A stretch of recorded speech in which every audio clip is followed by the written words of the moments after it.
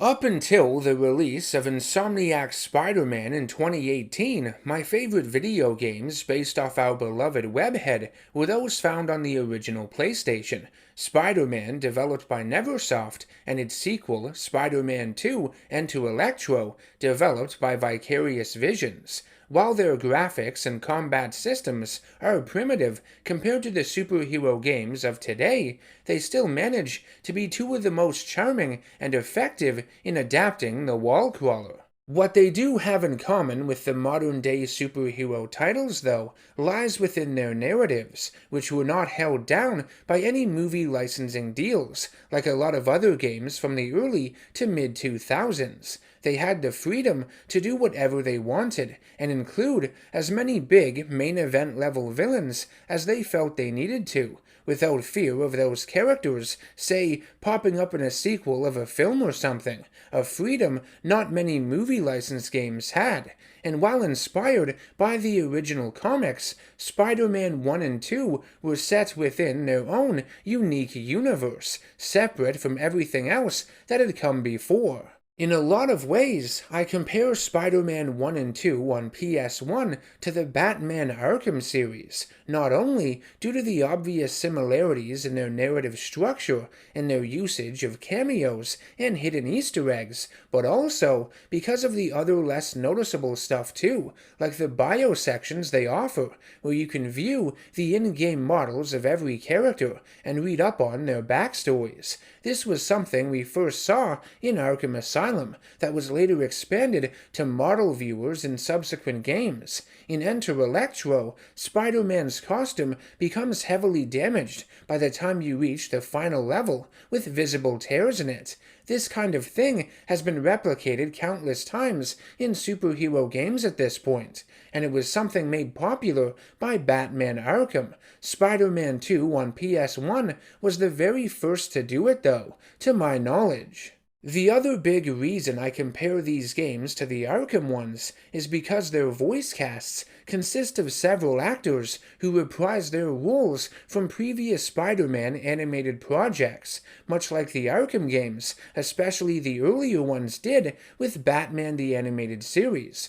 Reno Romano plays Peter Parker, Spider-Man, after having voiced the character in Spider-Man Unlimited. Jennifer Hale reprises her role as Black Cat and Mary Jane Watson from the 1994 animated series and Spider-Man Unlimited, respectively. And in the first Spider-Man game, you have Dr. Octopus, voiced by Ephraim Zimbalist Jr., who played the villain in the 1994 animated series as well. So yeah, these Spider-Man games on the PS1, I think they helped influence a lot more modern superhero games than most people realize, and a lot of these elements popped back up later in Batman Arkham primarily. In terms of the gameplay, both Spider-Man 1 and 2 play almost identical. There aren't any preset combos in the games, just sequences of punches and kicks that you can perform, though in Enter Electro, the animations of said punches and kicks are slightly altered. By pressing triangle, the web button, along with a direction on the D-pad, you can utilize a series of web-based maneuvers. These include web bombs that are larger web projectiles that heavily damage your enemies, web fists that increase the effectiveness of your punches, like a form of brass knuckles, the ability to pull criminals towards you with your webbing, or the web dome that has Spider-Man surround himself with a protective shield before detonating it, damaging all those around him, which is good for crowd control. The most useful of these web moves is the web bomb. It can allow you to dispose of enemies a lot faster, even turrets in some of the levels, from a distance, if you aim it right. But what's annoying in the first game is that you can't fire web bombs while jumping in midair, which goes against some of your gaming sensibilities a little bit. You have to be on the ground and completely stationary to fire one. That's not the case in Spider-Man 2. Its control is a lot more intuitive with this. It also has a few challenging areas that require you to fire web bombs while jumping. Mastering this skill is crucial. That level where you need to stop that plane in the hangar is such a pain in the ass. It made me sweat bullets back when I was a kid, and still makes me sweat bullets now as an adult. You have to clear its path and then web up each of its turbines to slow it down, but make sure you do both of them back to back and quickly, and that the plane has cleared each of the hangar doors, or it will crash. All of the web-based attacks I mentioned, as well as the web swinging you do in these games, will deplete your web meter below your health, so it's essential that you locate web cartridges throughout the levels. You can only carry a maximum of 10 cartridges, but unless you are spamming your stronger web moves to an unnecessary degree, you should never run out of them completely.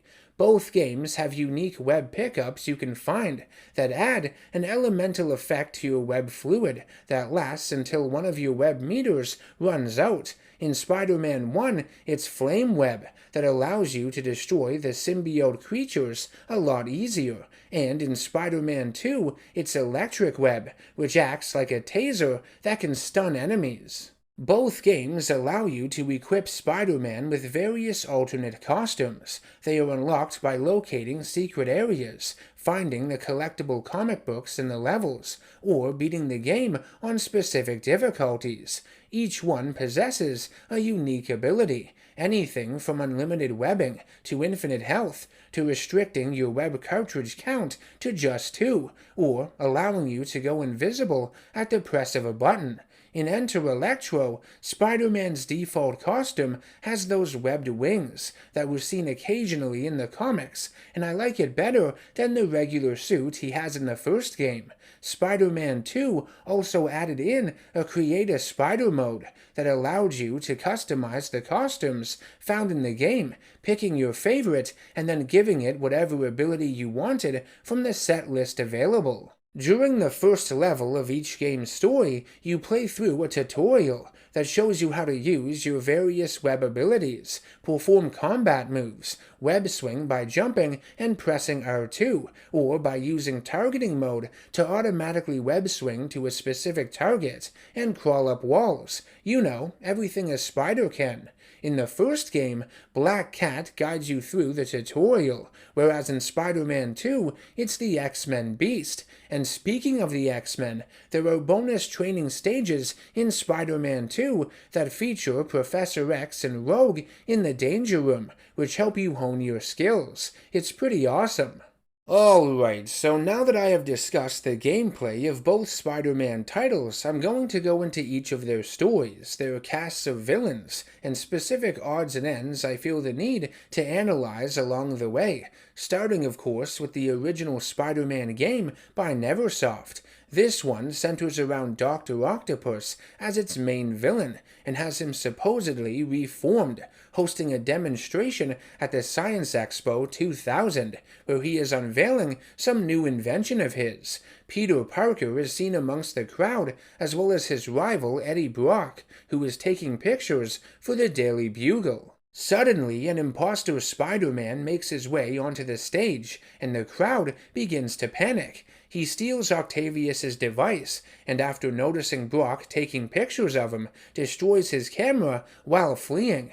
Eddie becomes angry and frustrated, worried that he will lose his job at the Bugle, that J. Jonah Jameson will make a laughingstock of him, and all of his built-up emotions cause him to lose control as the Venom symbiote takes hold of him once again, wanting revenge against Spider-Man. For the most part, Venom is pretty comic accurate in this game, aside from maybe him teleporting during your battles against him, which is sorta weird, but I think that comes down to the limitations of the hardware at the time, and honestly, him just appearing, not knowing where he is going to attack you from next, is kind of uncomfortable and creepy. His design is great. I love how the parts of the symbiote will occasionally rise out of his back. His tongue is constantly hanging out of his mouth, and the funnier and goofy moments with him hit just as hard as they did when I first played this game all those years ago. Spider-Wuss! Come out and play! Tag!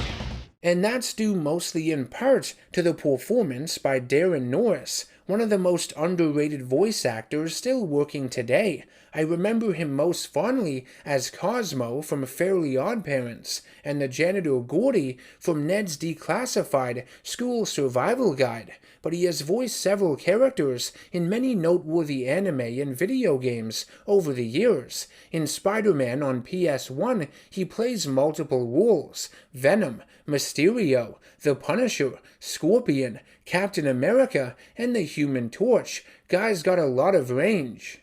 I will crush you once and for all! You put me in this suit, now I'm going to make you pay. You ruined my life, so now I'll end yours. The Venom Marathon continues on the biggest TV in New York. We're shouting out to the whole big rotten apple here, people. Sad thing is, he'll probably get his own talk show for this. So we've got this beautiful redhead.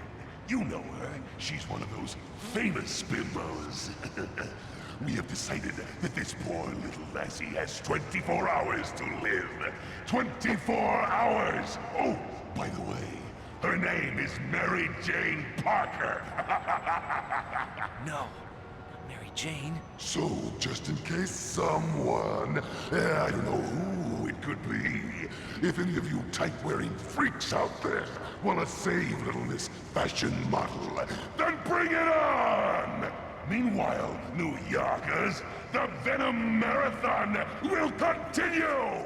Anywho, after Brock transforms, we cut to two silhouetted figures in a laboratory who initiate Stage 2 of their master plan, activating the device seen earlier at the Science Expo, which releases a mysterious green fog that covers the streets of New York, becoming clearer as it rises. Now this fog not only factors into the story later, but it was a clever way for the developers to hide the shortcomings of the limited draw distance and rendering power they had to work with. They didn't have the technology nor the time to render city streets on top of the rooftops and the outside levels. That's why when you are swinging around in this game, you can't see the ground. If you get too close to it, you will fall and game over.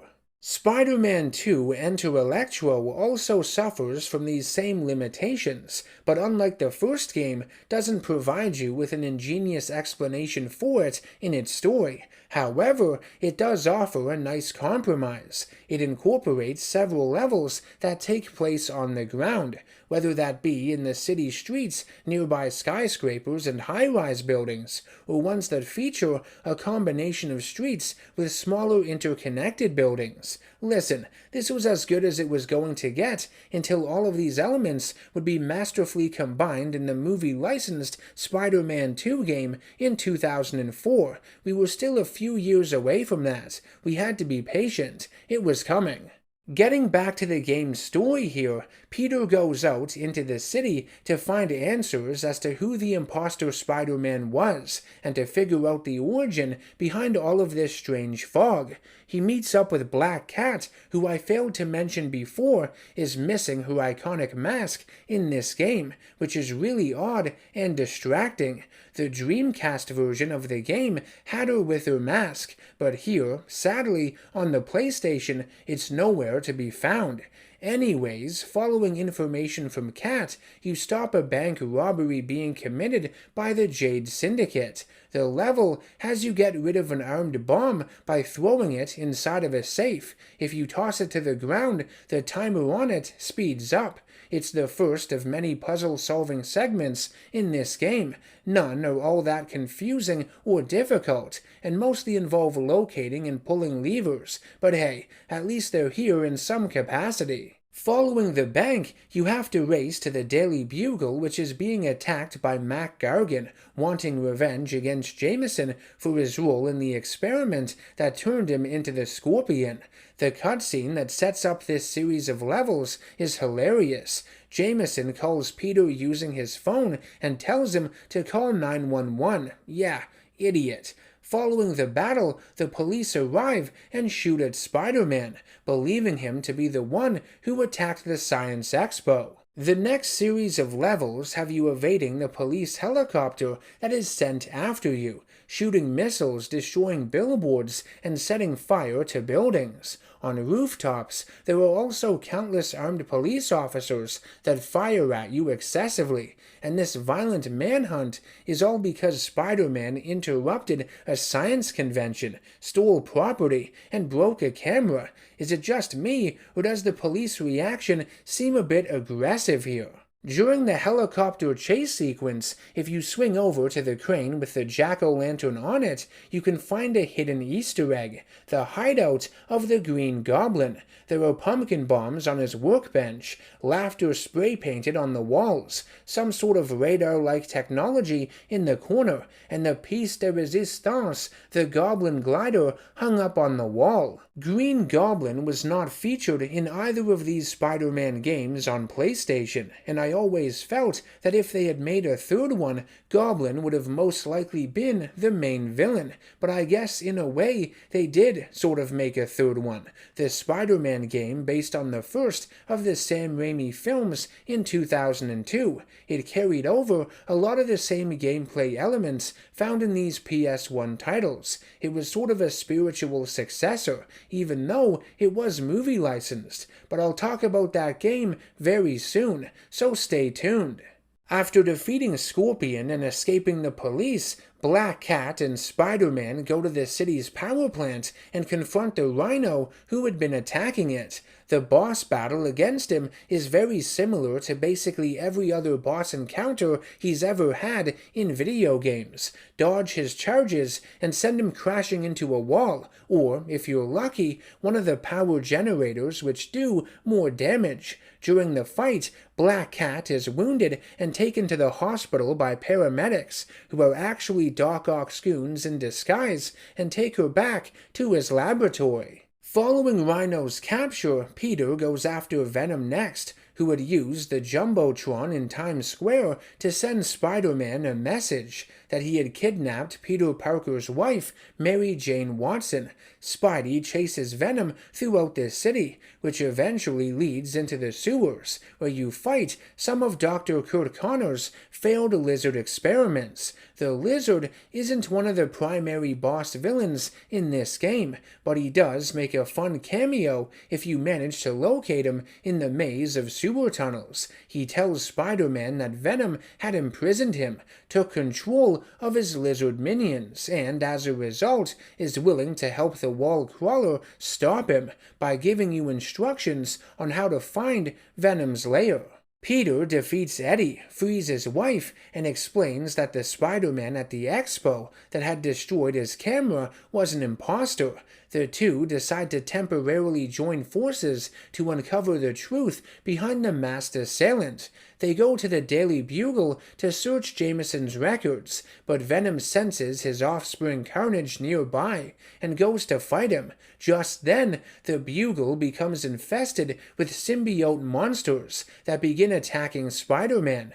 Peter makes his way down to the Bugle's basement to find out where they are coming from.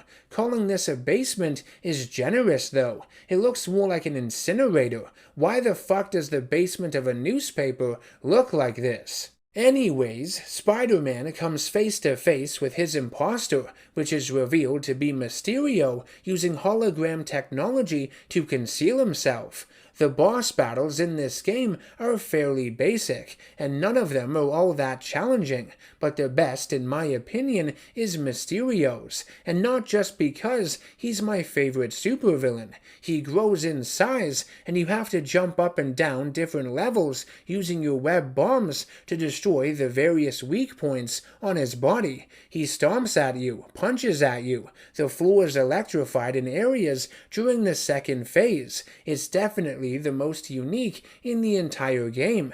My only complaint goes back to you not being able to fire web bombs while jumping. It can make this boss fight kind of awkward near the end when all of the hazards intensify. You have to stay still to fire one even though so many things can damage you. Spider-Man interrogates Mysterio, who tells the hero that the fog blanketing the city has been preparing its citizens for symbiosis, getting them ready to be bonded to the creatures, and that the symbiotes are all being created in Warehouse 65. Spidey goes there to investigate, destroys several more symbiote generators, and finds an entryway into a secret underwater laboratory. There, he rescues Black Cat, shuts off the fog that is covering the city, and confronts the mastermind behind the evil symbiote plot, Dr. Octopus. Now, the way this reveal is handled, it seems as though it was intended to be a surprise twist that would shock the player, but at no point during your playthrough do you genuinely believe that Otto Octavius has been reformed. He does show up to help the police capture Rhino after your fight with him, but even in the very first cutscene of the game, you see a darkened silhouette who could only be Doc Ock, and his voice can even be heard as well. Phase 1 completed. Let us begin Phase 2. The game doesn't really make an attempt to hide the fact that Dr. Octopus is the one behind everything. I don't expect it to be some layered mystery with multiple red herrings, but they could have just omitted him from any cutscenes after the Science Expo. Really just that one showing mechanical arms in his hideout. Having him help the cops capture Rhino is fine because that toys with your expectations for the character. I'm assuming it was all meant to have the player be in the loop with what's going on, and have Spider-Man be in the dark, but I think it would have been far more effective if the player didn't know what was happening either. Would the mystery have been simple? Yes. Would it have still been predictable? Kinda, yeah. But I think in the long run, it would have made this aspect of the story more memorable. It's definitely the biggest and most glaring issue with it, and prevents it from being outstanding in my opinion. Working closely alongside Doc Ock is Cletus Cassidy, Carnage. Using a sample of the Carnage symbiote, Doc Ock was able to clone it and manufacture more. He wants to create a new world of symbiotes by bonding them with humanity, helping them flourish using his technology. You've got two boss battles back to back here. One is against Dr. Octopus, who swipes at you with his tentacles behind a force field. You need to dodge him until all four of the panels lower. You then turn them on and overload it, temporarily shutting the field off. Rinse and repeat. The next is against Carnage, within the underwater dome of the laboratory. In the center of the room, there is a sonic bubble which you need to pull the villain into to weaken him, but be careful, it damages you as well. Once Carnage is defeated, the symbiote separates from Cassidy and retreats to the lower level. Spider-Man is about to call it a day until tentacles break through the floor and we are introduced to the final obstacle in this game, Monster Ock. Monster Ock is an original character exclusive to this game, and his level doesn't play out like a traditional boss battle. Instead, you have to quickly swing away from him, climbing and making your way up through each of the levels of the lab after a self-destruct sequence has been initiated. This encounter is very tense and terrifying. It was back then, and it still manages to send a chill up my spine even to this day. You really have to haul ass in this chase. Use every form of traversal in Spider-Man's arsenal to move as quickly and efficiently as possible. You can't slow down, even when all the blast doors shut, because Monster Ock just breaks through them. If he manages to catch up with you, indicated by the slider at the top of the screen, it's an instant and sudden death. Despite this being an older game, released nearly 25 years ago at this point, the chase sequence with Monster Ock remains one of the most nerve-wracking finales I have ever played in a video game, superhero or otherwise. It's nail-biting, your hands get sweaty, you fear any slight mistake you might make, and hearing all of those freaky noises coming out of the creature,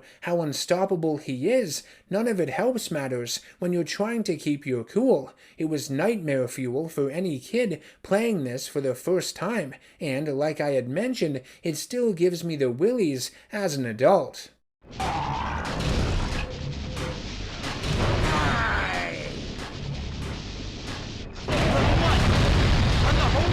Baby!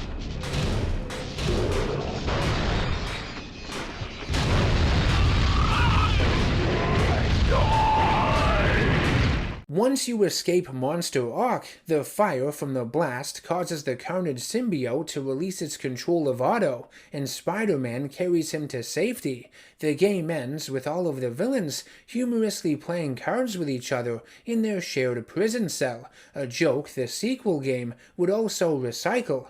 I love how Mysterio's helmet has bandages wrapped around it after it had been broken by Spider-Man's fist earlier in the story. Hilarious.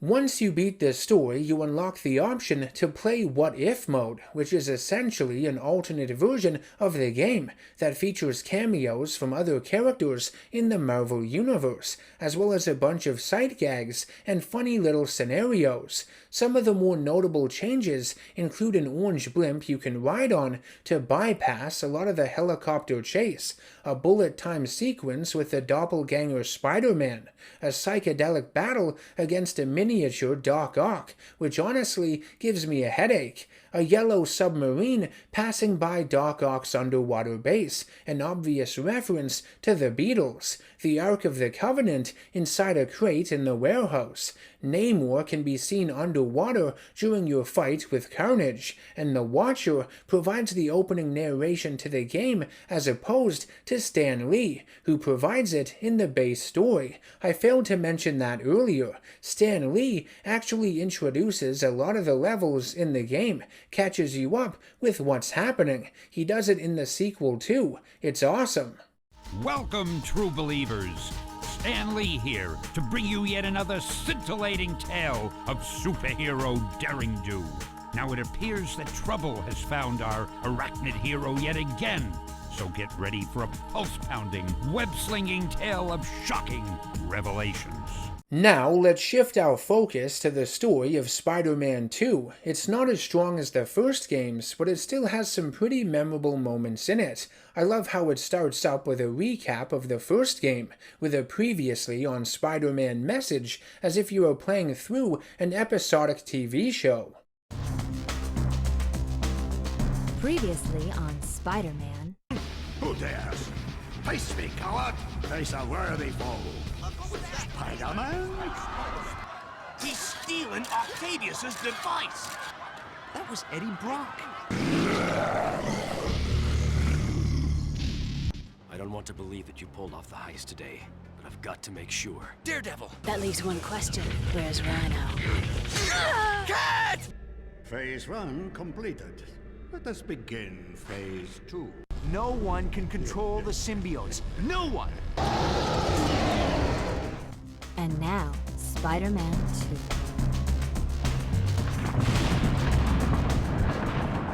2. The story of Enter Electro is weaker than its predecessor. It has less levels in it, less boss-villain characters. It's just an all-around shorter experience that doesn't feel as complete and authentic as the original game. However, there is a reason for that, and you have to cut it some slack because of it. In the final months leading up to the release of Enter Electro, a tragic real-life event, one that shook the very foundation of the world, occurred. It forced Vicarious Visions to delay the game and make several modifications to it, which I will get into the specifics of in just a few minutes. As the game's subtitling would suggest, the main antagonist of Spider-Man 2 is Maxwell Dillon, Electro, which is an interesting and unique choice, seeing as, especially at the time, I wouldn't have considered Electro to be one of Spider-Man's more mainstream and popular villains, at least not to the extent of characters like Green Goblin, Dr. Octopus, or Venom.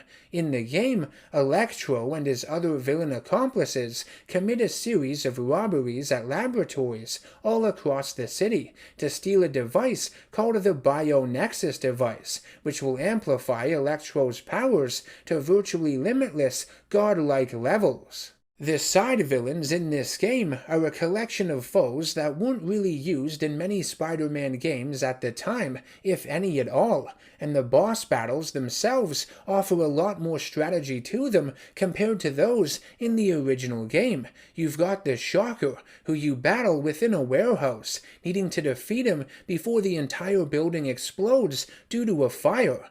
Hammerhead, who charges at you like a battering ram and shoots at you from a distance with his Tommy gun, unless you disarm him using your web. The Sandman has two encounters, one where you are trying to catch up with a train and he is constantly putting sand walls up to block you that need to be destroyed by throwing objects at them, with water barrels doing the most damage, and the other in a construction yard where you build up water pressure before turning on valves to moisten him up for your attacks. I also need to mention the particle effects for his sand in some of these cutscenes. It's quite impressive for the time. In the first game, the Lizard made a cameo in the sewers, giving you directions on how to find Venom's lair, but in Spider-Man 2, you actually get to fight him this time around, and his boss battle is pretty cool, because you have to run over to the computer in Connor's lab and create an antidote quickly before he breaks through the door.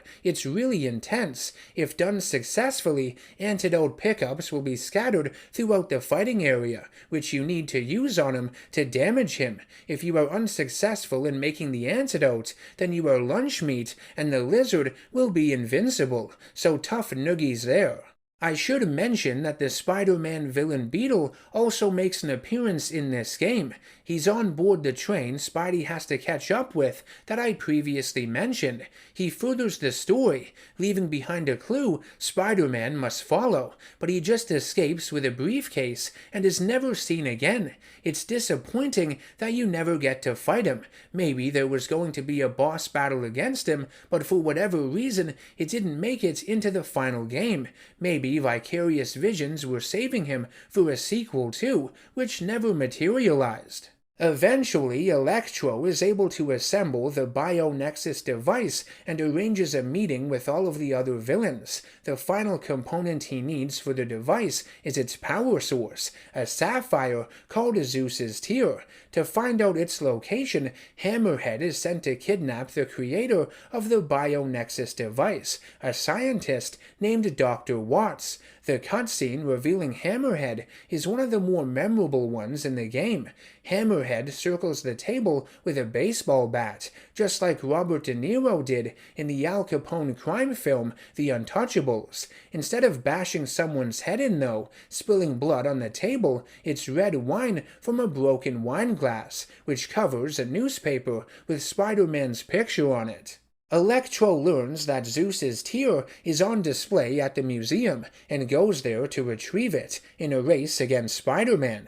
He also takes Dr. Watts hostage and you need to rescue her. Shit gets kind of ridiculous this late in the game. Electro's powers are somehow strong enough to bring ancient samurai statues back to life. You really have to suspend your disbelief here.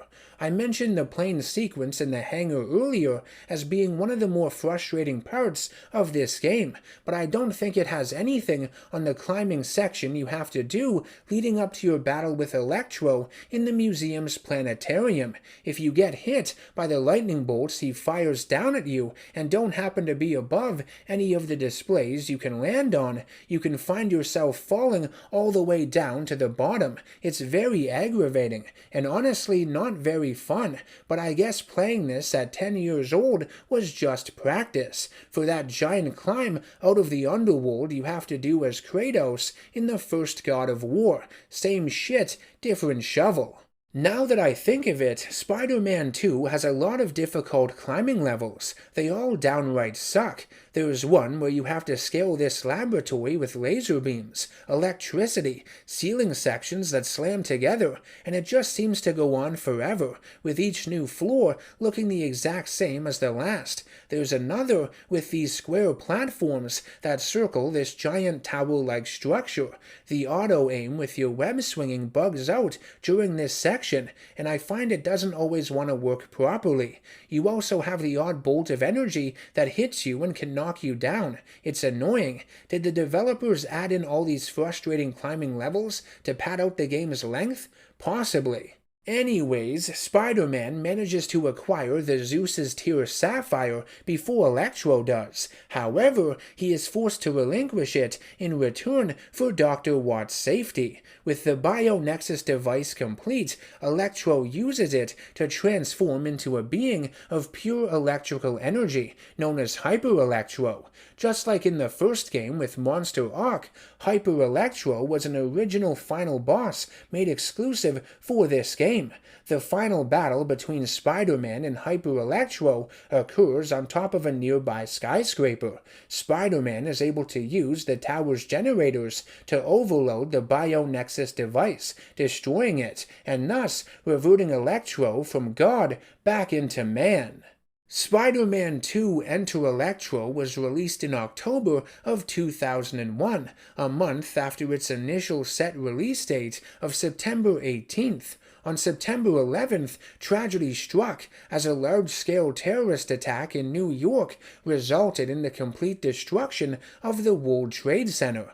Activision was forced to delay the game. Several level names, especially any involving the airplane hangar like Crash Flight and Downward Spiral, as well as cutscenes, were altered so as not to reference any terrorist acts. For example, the pilot of the out-of-control plane in the hangar had been initially killed by the villains, but in the game's re-release, it's made so that he's just unconscious. In the original version of the game, pre-9/11, the final showdown between Spider-Man and Hyper Electro was to occur atop the World Trade Center. I know, talk about worst possible timing imaginable. Electro even gives Spider-Man a clue as to where to find him following their battle at the museum, saying he is going to the top of the world, a line omitted from the re-release. The skyscrapers in the final level would be restructured into a single building with a bridge in between to remove any similarities it had to the Twin Towers. Because the last level had to be adjusted, that means that the end of the game was affected too. After defeating Electro, there is no post-fight cutscene. Instead, it's just a Daily Bugle newspaper headline that says Thor saves the city, and after reading it, Spider-Man is upset that he didn't get the credit for stopping Electro. Now this ending is present in the re-release, as well as footage you can find online of the pre-9/11 version. But I believe there would have been a longer final cutscene showing Thor on top of the World Trade Center, along with Spider-Man and Electro. Something about the ending presented here feels rushed and incomplete. Now, I mentioned you can find footage of the pre-9/11 version of Spider-Man 2 Enter Electro online, but it's just a prototype. No physical copies of the game were ever made, because the tragedy of 9/11 happened before the game went into mass production and officially hit store shelves, though some people still claim to have bought it and played it, but I think it's just a case of misremembering something from your past, the Mandela effect. But who knows? I could be wrong. Maybe a select few physical copies had been made before being recalled. The chances of any of them, if they even exist, not being destroyed and surviving all these years are slim next to none though. They'd be extremely rare. The copy of the game I own is its second physical release, part of PlayStation's Greatest Hits program. Even if there were physical copies of the pre-9/11 version out there, I wouldn't go out of my way to obtain one. It'd be a collector's item, sure, but I would find it difficult to enjoy this fun and goofy superhero story when the finale of it takes place on two buildings that no longer exist due to terrible circumstances, were destroyed in an act of terrorism that cost the lives of nearly 3,000 innocent people. That sort of thing leaves a sour taste in your mouth, takes away from the rest of the experience. On that depressing note, let's try and switch back to something more uplifting.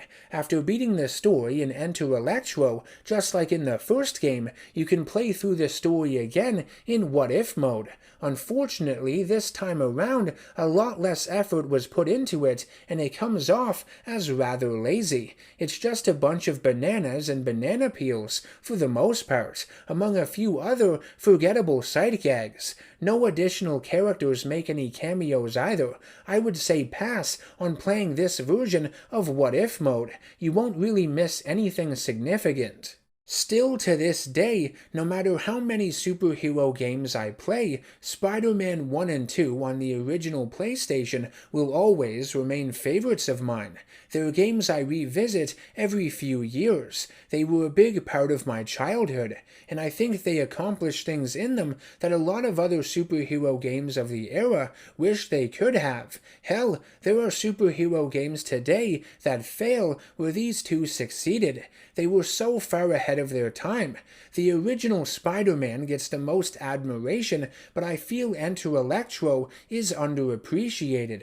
I don't think enough people have sat down and actually played it. It may not be as well-rounded as its predecessor, mainly due to unfortunate circumstances out of its control, but its gameplay is definitely more polished. The boss battles are more engaging and memorable too, in my opinion.